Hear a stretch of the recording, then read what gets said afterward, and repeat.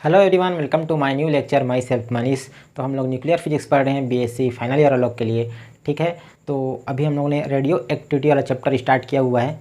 तो अभी तक चार लेक्चर आई थिंक हो गया है। ठीक है, तो ये जो लेक्चर रहेगा इसमें क्या करने वाले हैं, लास्ट में हम लोगों ने क्या देखा था, जो सक्सेसिव रेडियो एक्टिव डीके था, उत्तरोत्तर रेडियो एक्टिव विघटन, उसमें जो लास्ट में जो व्यंजक आया था N2 का मान, उसी से यहाँ पे आगे देखने वाले हैं। ठीक है, यहाँ पे क्या करेंगे, जो रेडियो एक्टिव इक्विलिब्रियम होता है, रेडियो एक्टिव साम्यावस्था, उसके बारे में डिस्कस करने वाले हैं। देखो ये लेक्चर जो है ना थोड़ा सा डिफिकल्ट हो सकता है, ये आपको समझने की पर्सपेक्टिव से देखोगे तो। यदि मान लो समझ में नहीं भी आता होगा ना, ज़्यादा टेंशन मत लेना, इसको स्किप कर देना। ठीक है, एग्जाम में से भी उतना खास नहीं आता, ये MSc में आता है, लेकिन अभी बस एजुकेशनल के समझना है तो आप यहाँ पे देख सकते हो। ठीक है, तो देखो जो लास्ट लेक्चर था उसमें क्या किया था, एक बार उसको छोटा सा रिवाइज कर लेते हैं जल्दी से।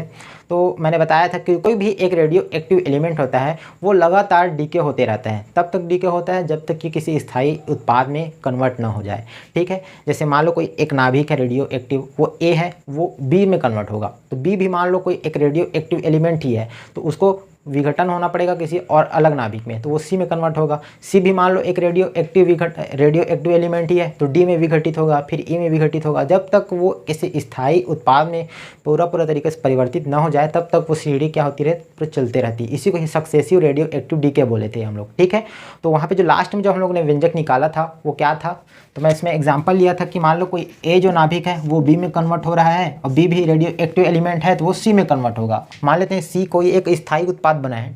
ठीक है, तो यहाँ पे λ1 माने थे और इसको λ2 माने थे डीके कांस्टेंट को। तो जो N1 का जो मान आया था वो कितना आया था, N0 e की घात λ1t, ये वैल्यू आया था यहाँ से जब यहाँ पे जाएगा तो। और जो N2 का मान आया था वो क्या आया था, वो आया था λ1 N0 अपान λ2 माइनस λ1, और यहाँ पे क्या था, e की घात माइनस λ1t माइनस e की घात λ2t, कुछ इस टिप से व्यंजक आया हुआ था। ठीक है, अब इसी से ही आगे बढ़ते हैं। तो अब क्या करेंगे, रेडियो एक्टिव इक्विलिब्रियम के बारे में समझते हैं। तो देखो रेडियो एक्टिव इक्विलिब्रियम होता क्या है, तो नाम से समझ में आ रहा है कि जो रेडियो एक्टिव जो वहाँ पे डीके हो रही है वो साम्यावस्था में चला जाएगा। मतलब साम्यावस्था क्या होता है कि परिवर्तन ना हो, इधर से मान लो परिवर्तन हो भी रहा है, तो मान लो इधर परिवर्तन हो रहा है और उसी उतनी ही संख्या में वहाँ पे एलिमेंट आते जा रहे हैं। मतलब इधर निकल भी उतना रहा है, विघटित भी उतना ही हो रहा है, और उधर से आ भी उतना ही रहे। मतलब एक साम्यावस्था क्रिएट हो गया, मतलब उसमें चेंजमेंट नहीं हो रहा है। मान लो जैसे कि आप ऐसा समझ सकते हो, आपको मैं 1000 रुपये दे दिया। ठीक है, 1000 रुपया दे दिया, आपको खर्चा करे जा रहे हो, रोज़ मैं आपको 1,000 दे रहा हूँ, 1,000 दे रहा हूँ, और आप लोग खर्चा करते जा रहे हो, इधर से निकाल भी जा रहे हो। ठीक है, तो आपके पास तो पैसा उतना ही है, ख़त्म तो हो नहीं रहा है, क्योंकि मैं इधर देते जा रहा हूँ, आप लोग उधर उड़ाते जा रहे हो। तो आप क्या हो गए, एक इक्विलिब्रियम स्टेट में आ गए, साम्यावस्था में स्टेट आ गए, आप में कोई परिवर्तन नहीं हो रहा है, क्योंकि आप इधर से मिल भी रहे हो, उधर से उड़ा भी रहे हो।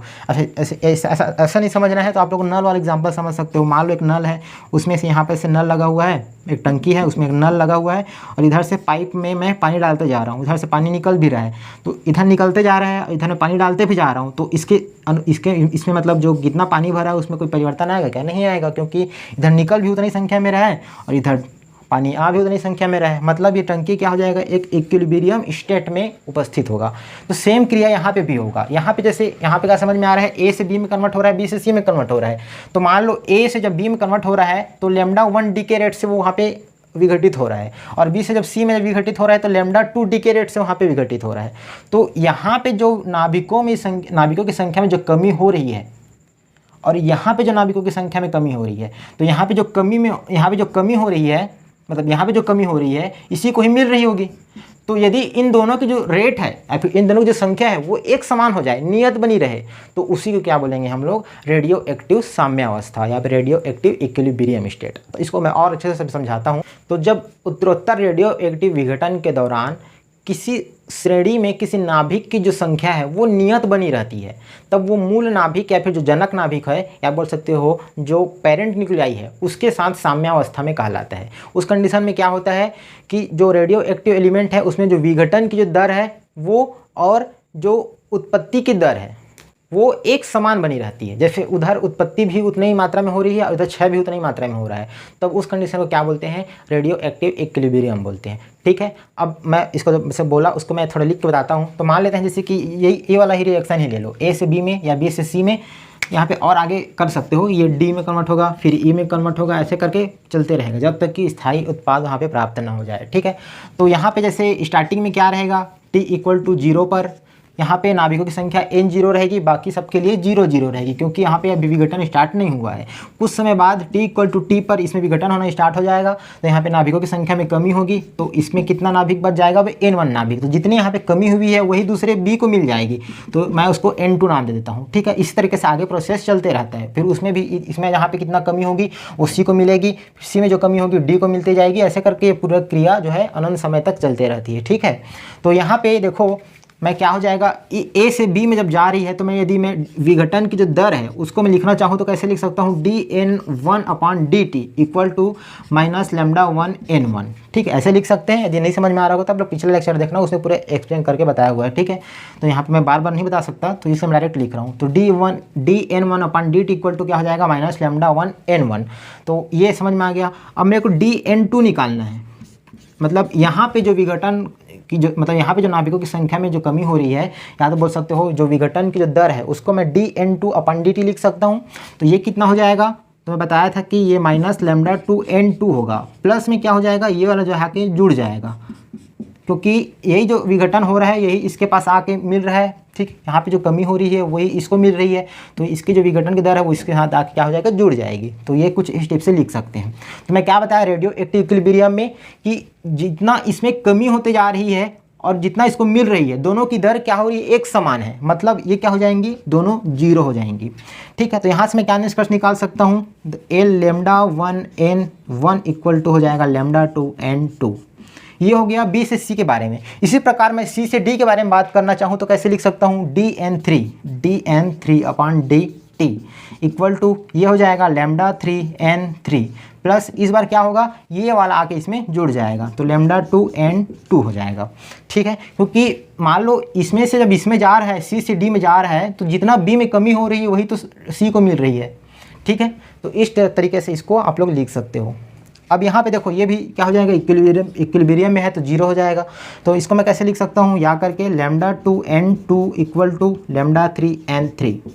इस तरीके से प्रोसेस पूरे चलते रहती है। ठीक है, यहाँ पे और निकालना चाहोगे डी से ई में जब जाएगा तो फिर और निकाल सकते हैं, dn4/dt करके निकाल सकते हो। ठीक है, तो ये यहाँ पे मैं डैश डैश डैश करके बना देता हूँ, आगे मतलब और है। ठीक है, पूरा n तक चलते रहेगा जब तक कि किसी स्थायी नाभिक में परिवर्तित ना हो जाए। तो यहाँ पर से क्या समझ में आ रहा है हमको, λ1n1 equal to λ2n2 equilibrium में है तब की बात है ना, इक्विलिब्रियम में है तभी हम लोग 0 लेके चल रहे हैं। तो ये कुछ इस टिप से रिलेशन आ जाएगा। तो इसको मैं अगर ओवरऑल लिखना चाहूँ तो कैसे लिख सकते हो, λ1n1 equal to λ2n2 equal to λ3n3, ऐसे करके लिख सकते हो। क्योंकि देखो यहाँ पर λ1 और λ2 ये सब बराबर है, और λ2n2 ये किसके बराबर है, λ3n3 के बराबर है। उसी प्रकार आगे और निकालूंगा तो λ3n3 जो रहेगा λ4n4 के बराबर में रहेगा। इसी प्रकार पूरा सीरीज चलते रहेगा। तो ये ऐसे बन जाएगा ना, λ1n1 इक्वल टू λ2n2, आगे पूरा कंटिन्यू चलते रहेगा, λ4n4। ठीक है, और आगे जो यहाँ तक भी जाएगा पूरा सीरीज आगे बढ़ते रहेगी। तो इस तरीके से हम लोग इसको लिख सकते हैं। रेडियो एक्टिव इक्विलिब्रियम में रहेगा तो जो डीके कांस्टेंट है, मतलब जो विघटन की जो दर है, ये क्या है, फर्स्ट चरण में ए से जब बी में जा रही है तब ये डीके रेट है, ऐसा समझ सकते हो। λ1n1 ये किसके बराबर में है, सेकेंड वाले में, बी से जब सी में जा रहा है उसके लिए जो डीके रेट का मान है उसके बराबर है।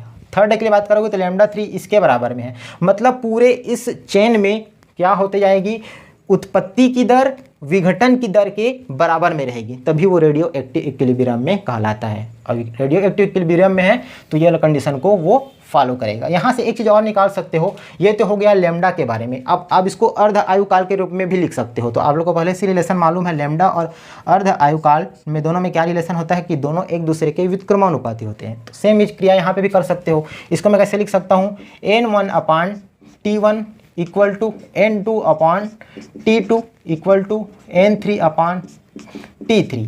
इस तरीके से आगे पूरे ये बढ़ते जाएगा। मतलब n1/t1 ये क्या है, t1 जो है a से b के लिए ये अर्ध आयुकाल है, b से c के लिए t2, c से d के लिए T3, यहाँ पे λ3। तो इस तरीके से इसको हम लोग लिख सकते हो n1/T1 equal to n2/T2 equal to n3/T3 और आगे पूरे बढ़ते जाएगा। ठीक है, ऐसा कंडीशन है तब वो क्या कहलाएंगे, रेडियो एक्टिव साम्यावस्था में कहलाएंगे, रेडियो एक्टिव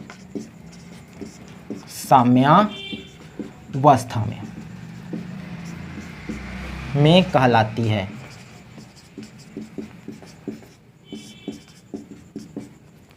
यहाँ से एक चीज़ नोटिस कर सकते हो कि n1/T1 इक्वल टू बराबर है, तो मैं इसको मैं कैसे लिख सकता हूँ, n1 जो है T1 या फिर T के क्या है, प्रोपोर्शनल चिन्ह में है। ठीक है, तो ऐसा भी आप लोग इसको लिख सकते हो। इसी जो कंडीशन है ना, इसी को ही क्या बोलते हैं हम लोग, दीर्घकालिक साम्यावस्था कहलाता है, साम्यावस्था। या फिर इंग्लिश में क्या बोल सकते हो इसको,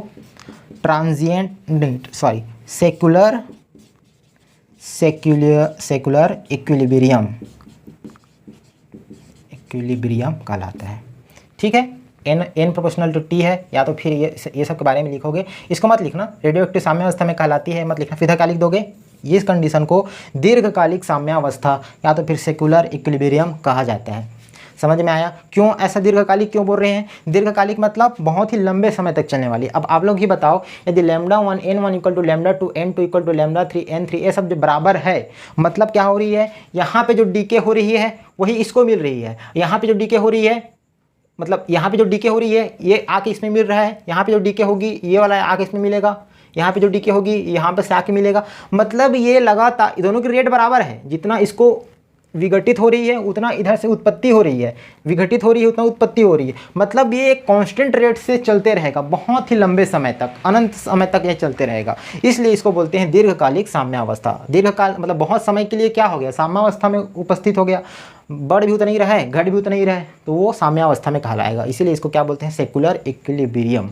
ठीक है, अब देखो यहाँ पे एक कंडीशन लगाते हैं, क्या कंडीशन लगाते हैं, यदि देखो 3 केस में यहाँ पे पढ़ने वाले हैं थोड़ा सा, पहले देखो केस फर्स्ट में क्या हो जाएगा, यदि λ2 जो है λ1 से बहुत ज़्यादा है, λ2 इज मोर ग्रेटर देन λ1, λ2 मतलब समझ में आ रहा है ना, वो डायग्राम को मिटा दिया, समझ में आ रहा होगा कि λ1 क्या है, जब A से B में जाएगा तब D के कांस्टेंट है, B से C में जाएगा तब वो λ2 D के कांस्टेंट से जाएगा, तो ये समझ में आ रहा होगा। मतलब जब B से C में जा रहा है, एक बार जल्दी से बता देते हैं, B से जब C में जा रहा है तो ये λ2 है, ये λ1 है, तो इसका मान बहुत ज़्यादा हो, बहुत जल्दी डीके हो, पहले तो आराम से डीके हो रहा है, उसके बाद बहुत तेज़ी से डीके होना स्टार्ट हो जाएगा। मतलब इसका अर्ध आयुकाल क्या होगा, बहुत λ2 का मान बहुत ज़्यादा है तो अर्ध आयुकाल का मान बहुत ही कम होगा, और इसका अर्ध आयुकाल का मान बहुत ज़्यादा होगा। मतलब इसको A से B में डीके होने के लिए बहुत ही कम, मतलब बहुत ही ज़्यादा समय लगेगा, ये एक दूसरे के अपोजिट रहते हैं, तो λ1 का मान बहुत कम है तो T1 का मान बहुत ज़्यादा होगा।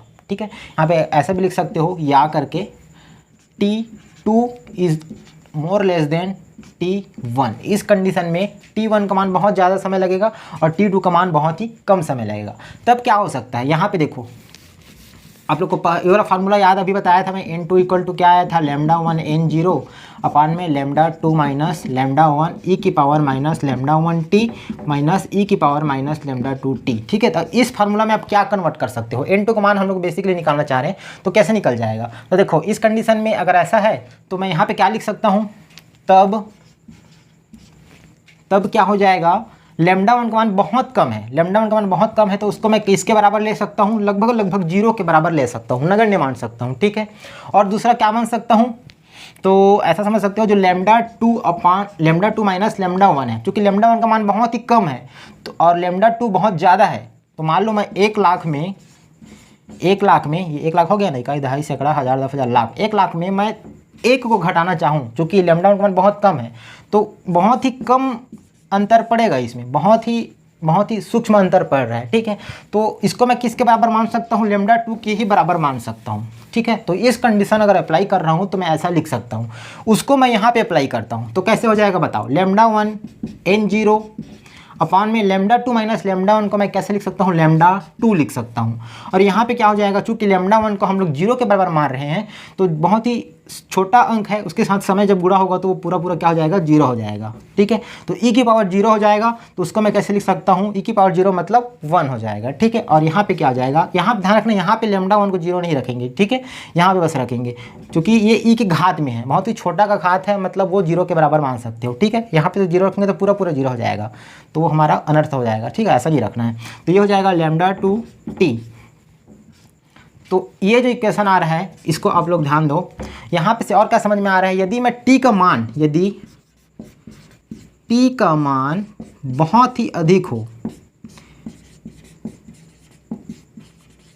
t का मान अधिक हो तो क्या हो जाएगा, देखो t का मान बहुत ज़्यादा है, लैम्डा 2 का मान भी बहुत ज़्यादा है, मतलब बहुत ज़्यादा दोनों गुणा होगा और बड़ी संख्या में यहाँ पे वैल्यू आएगा जो कि ऋणात्मक है, ऋणात्मक वैल्यू आ रहा है, तो e की घात बहुत ज़्यादा यहाँ पे मात्रा में आ रहा है। ठीक है, तो अगर मैं ऐसा समझ सकते हो, ऋणात्मक वैल्यू आ रहा है जो कि बहुत ज़्यादा संख्या में आ रही है, तो उसको मैं अगर बटा मिलाऊंगा तो धनात्मक हो जाएगा जो कि बहुत ज़्यादा संख्या में आ रही है। ठीक है, तो अब e की घात बहुत ज़्यादा है तो उसका वैल्यू भी बहुत ज़्यादा आएगा, अब बहुत ज़्यादा संख्या में आ रहा है तो 1 से मैं इसको डिवाइड करूंगा तो क्या होगा, बहुत ही छोटी संख्या आएगी। ठीक है, 1 को मैं यदि 1 लाख से डिवाइड करूं तो बहुत ही छोटी संख्या आएगी, 0.000001 ऐसा करके आएगी। ठीक है, वही कंडीशन यहाँ पे भी फॉलो हो रही है, e की घात बहुत ज़्यादा संख्या में आ रही है तो इसका वैल्यू भी बहुत ज़्यादा हो जाएगी, जो कि 1 से डिवाइडेड है तो बहुत ही छोटी संख्या आएगी। तो 1 माइनस बहुत ही छोटी संख्या, तो 1 में से मैं बहुत ही छोटी संख्या को घटाऊंगा तो कुछ फर्क पड़ना नहीं है। 1 में मैं बहुत ही 0.0001 ऐसे अंक घटाऊंगा तो कुछ फर्क पड़ेगा क्या, नहीं पड़ेगा। तो इसको मैं कैसे मान सकता हूँ, इसको मैं लगभग मान सकता हूँ 1 के बराबर। ठीक है, क्योंकि ये माइनस कर रहे हैं तो कोई फर्क नहीं पड़ रहा है। तो यदि t का मान बहुत ज़्यादा अधिक हो तब n2 बराबर क्या हो जाएगा, लैम्डा 1 n0, और ये हो जाएगा लैम्डा 2, और यहाँ पे इसका मान क्या हो जाएगा, 1 के बराबर। ठीक है, तो उसको लिखने की ज़रूरत नहीं है। यहाँ से कैसे निष्कर्ष निकाल सकते हो, इसको मैं इधर भेज दूंगा तो ये हो जाएगा lambda 2 n2 equal to lambda 1 n0। तो इस टिप से इस कंडीशन को आप लोग निकाल सकते हो। इसको समीकरण नंबर दे देना जो भी देना है, अभी तक नहीं दिए थे तो इसको 1 ही दे दो। ठीक है, यदि मैं लैम्डा 2 का मान बहुत ज़्यादा रखूं, बहुत ही तेज़ी से वहाँ पे डिके कांस्टेंट होगा बाद में, तो ये कंडीशन आता है lambda 2 n2 equal to lambda 1 n0। अब इसी प्रकार एक दूसरा कंडीशन रखेंगे, कौन सा कंडीशन, लैम्डा 2 का मान जो है लैम्डा 1 के बराबर हो लेकिन थोड़ा सा ही ज़्यादा हो, ज़्यादा अंतर ना हो।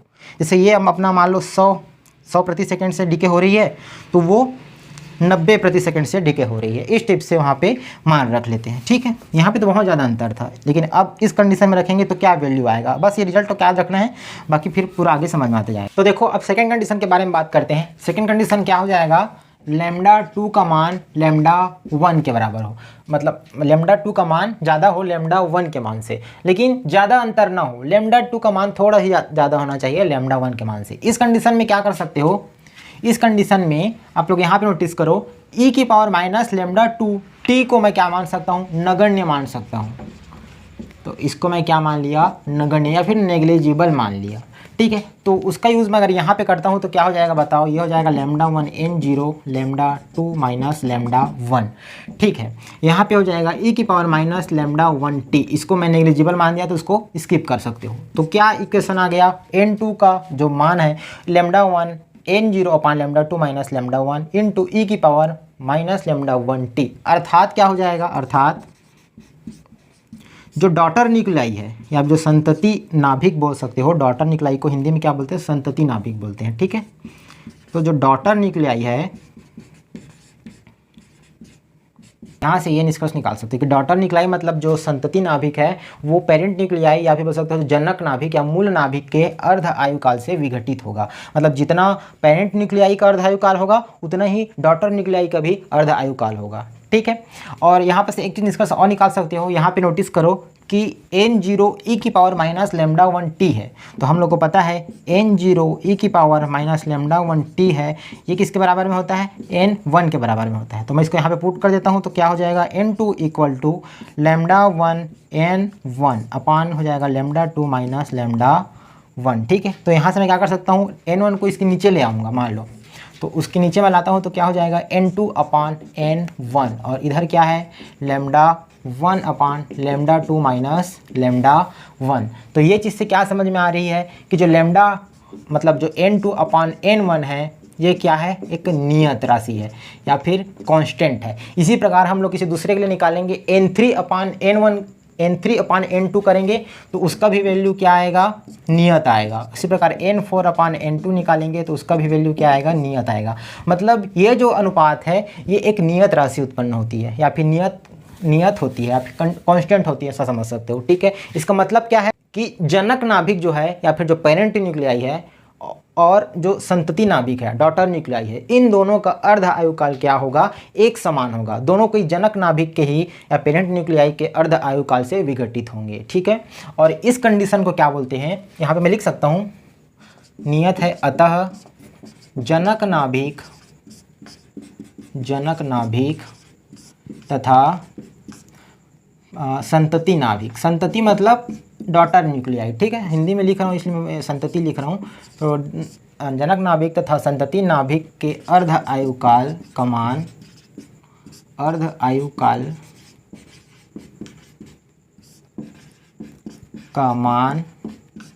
जनक नाभिक के अर्ध आयुकाल के अर्ध आयुकाल के मान के बराबर होगा।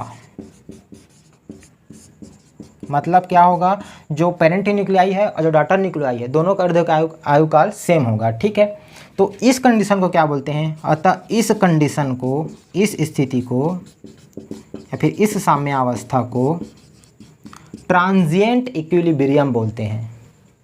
ट्रांजिएंट,